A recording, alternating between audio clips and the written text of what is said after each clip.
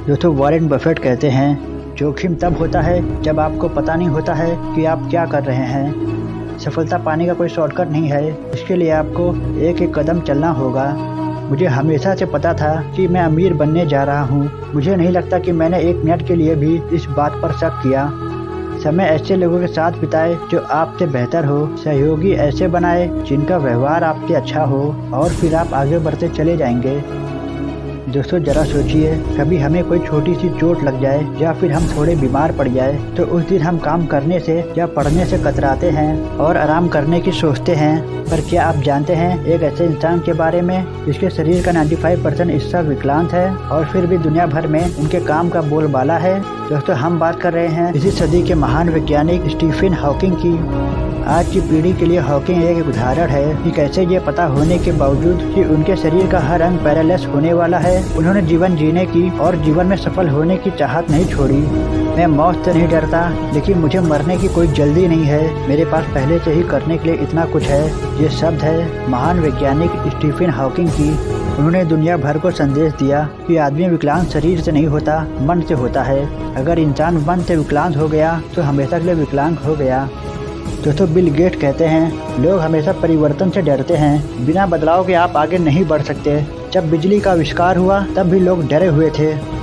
Computer notebook के बारे में सबसे अच्छी बात यह है कि आप इसमें चाहे जितना कुछ भर दे, ये बड़ा या भारी नहीं होता है। यदि आप गरीब पैदा हुए तो इसमें आपकी कोई गलती नहीं है, लेकिन यदि आप गरीब ही मर गए तो बेशक इसमें आपकी गलती है।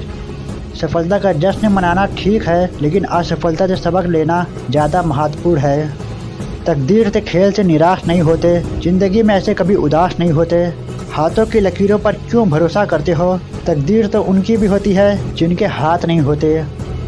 दोस्तों संदीप माहेश्वरी सर कहते हैं, किस्मत को छोड़ो। जब मेहनत का सिक्का उछलता है तब हेड भी तुम्हारा होता है और टेल भी तुम्हारा होता है। तुम ये बात पसंद करो या ना करो, तुम मानो या ना मानो, तुम विश्वास करो या ना करो, लेकिन आपकी ज़िंदगी वैसी ही है जैसे आपने खुद इसे बनाया है। बिना सोचे समझे कोई काम करना और अच्छी सोच समझ के बावजूद भी काम ना करना, दोनों बातें आपको असफल ही बनाती है। जिस दिन आपने खुल करके अपनी ज़िंदगी को जी लिया, बस वही दिन है, बाकी सब डेट है कैलेंडर की। बुरी बात यह है कि समय कम है और अच्छी बात यह है कि अभी भी समय है। एक बार किसी ने स्वामी विवेकानंद जी से पूछा, सब कुछ खोने से बुरा क्या है? स्वामी जी ने जवाब दिया, उस उम्मीद को खो देना जिसके भरोसे हम सब कुछ वापस पा सकते हैं। भरोसा भगवान पर है तो जो लिखा है तकदीर में वही पाओगे। भरोसा खुद पर है तो भगवान वही लिखेगा जो आप चाहोगे। एक समय में एक काम करो और ऐसा करते समय अपनी पूरी आत्मा उसमें डाल दो और बाकी सब कुछ भूल जाओ। जो अपनी मेहनत पर यकीन करते हैं वे जीवन में कभी नहीं भटकते।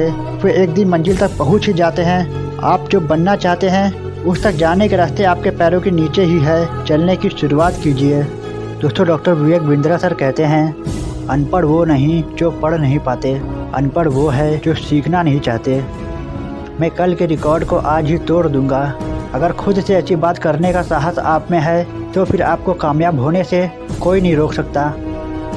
सफल होने के लिए आपको पहले स्वयं को मनाना जरूरी है कि हम सफल हो सकते हैं और सफल होंगे। दोस्तों चाणक्य कहते हैं कि कभी भी अपनी कमजोरी का जिक्र किसी से नहीं करनी चाहिए। आज जो लोग आपके हमदर्द बने हैं, हो सकता है कि कल वही लोग आपके विरोधी बन जाए। ऐसे में वही लोग आपकी कमजोरी का फ़ायदा उठाएंगे।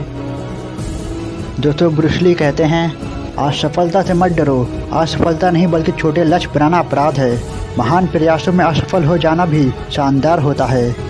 जीवन की लड़ाई हमेशा तेज या शक्तिशाली व्यक्ति नहीं जीतता, केवल वही जीतता है जो ये सोचता है कि वो जीत सकता है।